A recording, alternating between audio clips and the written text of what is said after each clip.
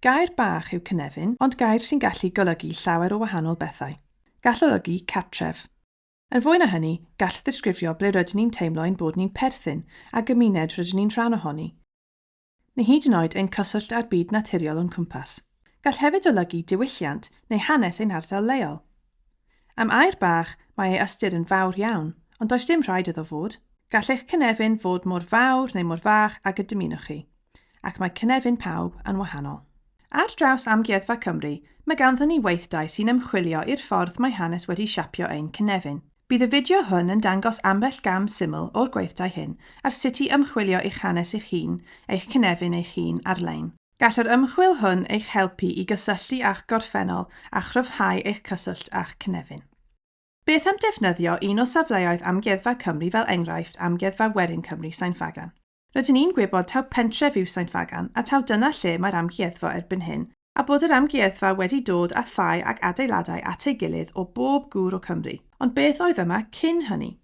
Lle da i ddechrau yw edrych ar fapiau. Yn ffodus, mae llawer nawr wedi digydeiddio ac mae nhw'n hawdd ei astudio. Y lle gorau i gael mynediad atyn nhw yw gwefan casgliad y werin. Cliciwch ar mapiau ar dop y dudalen ac yna teipiwch y lle rydych chi'n ceisio ymchwilio iddo. Rydyn ni'n mynd i deipio Sain-Fagan. Ar dop y dudalen, gallwch chi neidio rhwng gwahanol fathau o fapiau hanesyddol i weld beth oedd yna yn y gorffennol. Dyma gastell Sain-Fagan heddiw, a dyma fe yn yr 1860au a'r 1940au.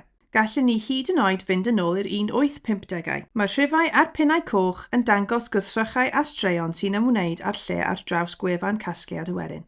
Gall y mapiau hyn ddangos sut mae'r gofod ffisegol wedi newid dros amser, pa adeiladau oedd yno bryd hynny, a beth sydd yno nawr. Mae archwilio'r map yn dangos taw caeau oedd yr ardal lle mae'r holl adeiladau hanesyddol erbyn hyn. At beth oedd y caeau'n cael ei defnyddio? Gall y mapiau degwm yn helpu i ateb y cwestiwn hwn. Mae'r holl fapiau degwm ar wefan casgliad y werin yn dod o Llyfrgell Genedlaethol Cymru, ac maen nhw'n llawn gwybodaeth am berchenog y tir ac at beth oedd e'n cael ei defnyddio. Chwiliwch am leoliad yr un ffordd ag o'r blaen. Byddwch chi'n gweld y map modern. Ar ochr dde'r sgrin, gallwch chi ddewis map lloeren, map modern neu fap o ddiwedd yr 1980au. Gallwch chi hefyd ddewis tros haen map degwm, fydd y dangos y map degwm ar ben y map rydych chi'n edrych arno. Fydd ddechreuwn ni drwy edrych ar y map modern lle mae tai teras rhyd y car wedi ei adeiladu yn Sain-Fagan. Gosodwch fap y degwm fel tros haen uwch ei ben, a gallwch chi weld ei fod wedi adeiladu ar dir agored wedi'i rifo a gyda rhifau gall yn ddysgu rhagor. Os cliciwch chi ar y pin glas agosaf, bydd rhestr bach yn ymddangos. Mae'n cynnwys gwybodaeth am berchenog y tir, pwy oedd yn byw arno neu'n rhentu, a beth oedd ei ddefnydd. Os dewiswch chi gweld y rhestr penny, gallwch chi weld y rhestr wreiddiol. Fe welwch chi'r manylion mewn rhestr ysgrifenedig. Gallwn ni weld taw cae pori oedd cae 265, sy'n golygu ei fod yn cael ei ddefnyddio ar gyfer da byw. Mae'n dangos perchenog yr anifeiliaid, sef y parchedig Dr. Lisl, ac mae hefyd yn dangos i ni pwy oedd perchenog y tir, sef John Montgomery Traherne. Dim ond drwy edrych drwy'r mapiau, rydyn ni wedi dysgu am y bobl oedd yn byw yn yr ardal, sut oedd y tir yn cael ei ddefnyddio a sut oedd y lle yn edrych cyn bod adeiladu arno.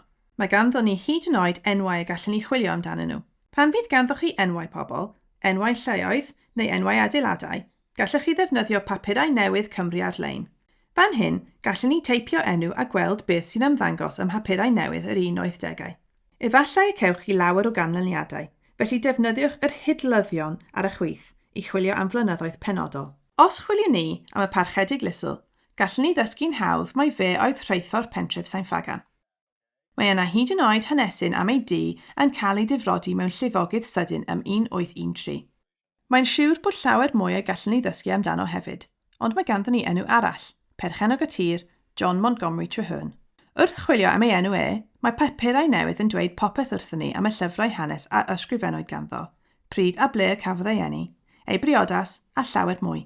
Efallai na fyddwch chi'n canfod cymaint o fanylion ar gyfer eich chwiliad chi, ond gan fod y papurau newydd yn rhestru genedigaethau, marwolaethau, priodasau a mwy, mae'n lle da i dwrio. Beth am chwilio am enw eich stryd neu'ch tref chi, neu adeiladau penodol?